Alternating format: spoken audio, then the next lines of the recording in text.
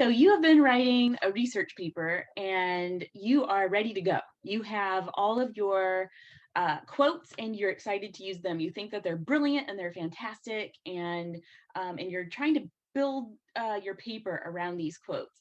And as you're getting into it, you're starting to feel intimidated, and maybe a little overwhelmed by the demands of the paper. And you're not quite sure how to engage with these quotes. I mean, they're wonderful, but how do you incorporate them into the paper? It's just so easy to start dropping quotes all over, and then suddenly your paper is just, it's about other people's thinking and not about yours. And you know that's not right, but you're not sure how to solve it.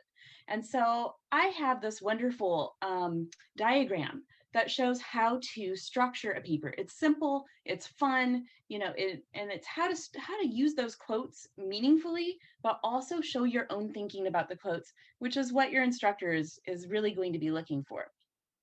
And so what I use is the quotation sandwich. So it's very easy to remember, and it's very easy to go back and to use to guide you throughout the process, and then go back and check whenever you use a quote, are you using the quotation sandwich? So you don't want to just drop your quote in at the beginning of the paragraph.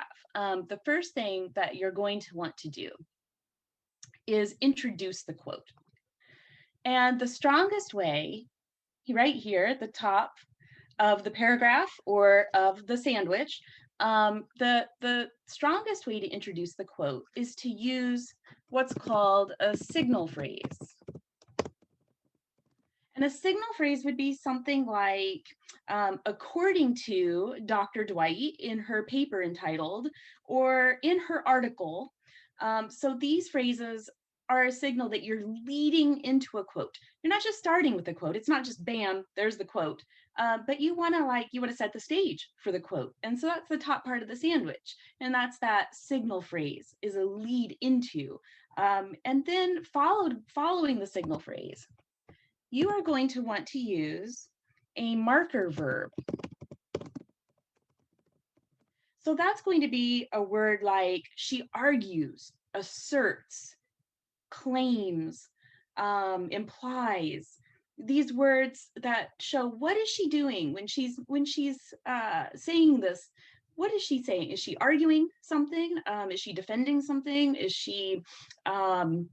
this her belief that she's come to through her research? So you want to use that signal phrase and that marker verb. And that is a strong lead in to the middle of your sandwich, which is where you then quote your brilliant quote.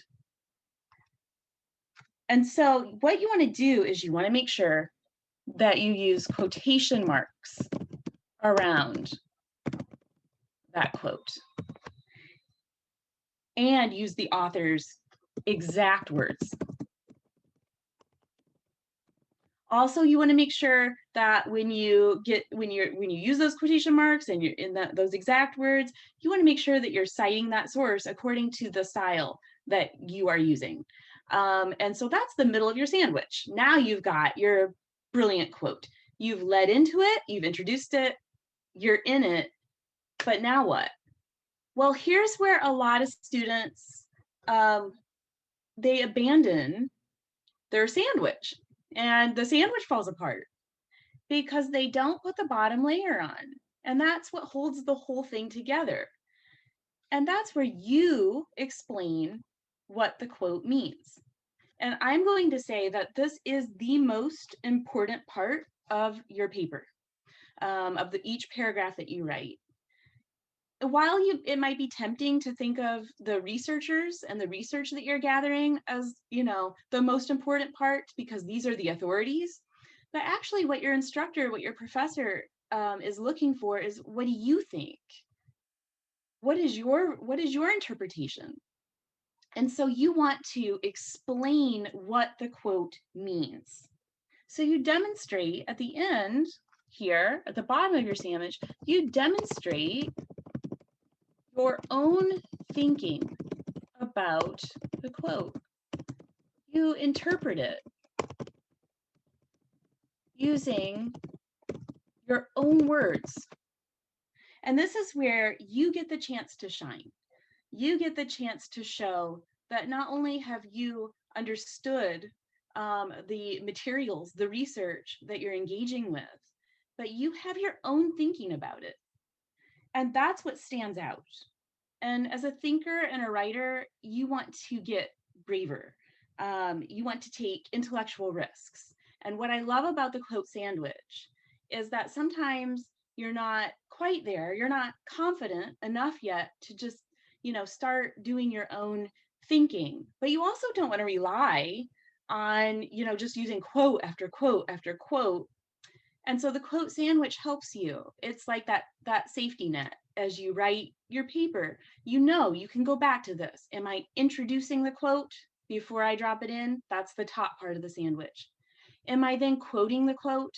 And do I do it properly? Do I use quotation marks? Do I use the exact words? Do I cite the source according to my style? And then, most importantly, do I have that bottom layer of the sandwich, which is, do I analyze and explain using my own thinking, my own voice, my own words, what the quote means?